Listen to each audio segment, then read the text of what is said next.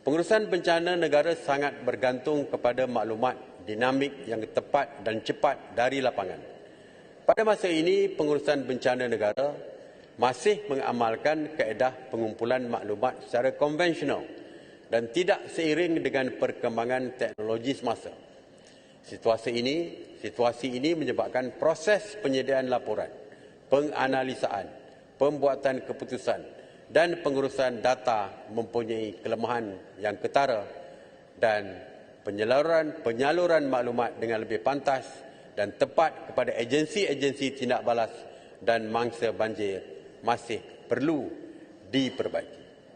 Untuk makluman ahli yang berhormat, saya telah mengarahkan agensi yang bertanggungjawab supaya mempercepatkan pembangunan fasa kedua program ramalan dan amaran banjir yang diuruskan oleh Jabatan Pengairan dan Saliran meliputi 38 lembangan sungai utama seluruh negara bagi membolehkan ramalan awal banjir yang lebih tepat dikeluarkan.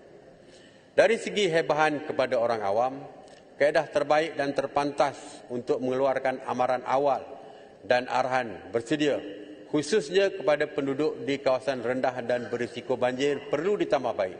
Misalnya, menggunakan aplikasi WhatsApp, push notification, melalui kerjasama dengan syarikat-syarikat telekomunikasi. Penghasilan visual simulasi banjir, infografik dan sebagainya juga perlu diberi perhatian yang boleh disebarluaskan melalui media massa dan media sosial. Bagi penyediaan makanan kepada mangsa banjir pula, penggunaan teknologi retort ataupun makanan sedia dimakan, meals ready to eat, untuk diedarkan kepada mangsa banjir kerana kaedah pembungkusan tersebut lebih tahan lama dan kalis air.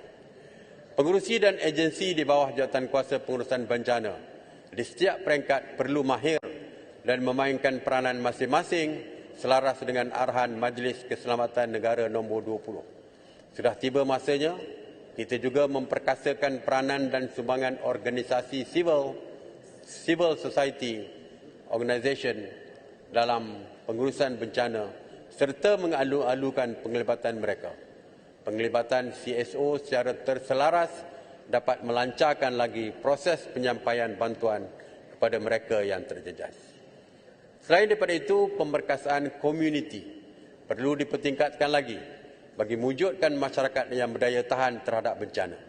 Peranan setiap ahli komuniti sebagai first responder apabila berlaku sebarang bencana perlu diterapkan dan bukan hanya bergantung kepada agensi penyelamat semata-mata. Tan Sri Yang di-Pertua serta ahli-ahli yang berhormat sekalian, aspek pengurusan risiko bencana, disaster risk reduction, DRR, juga tidak boleh dipandang remeh. DRR perlu ditambah baik secara whole of society approach dan diterapkan dalam segenap aspek melalui pembangunan ekonomi, pendidikan, kesihatan dan sebagainya. Ini kerana pengurusan bencana adalah urusan semua pihak. Komunikasi, pendidikan dan kesedaran awam merupakan kunci yang perlu dilaksanakan secara berterusan bagi membentuk budaya perkongsian tanggungjawab termasuk dalam DRR.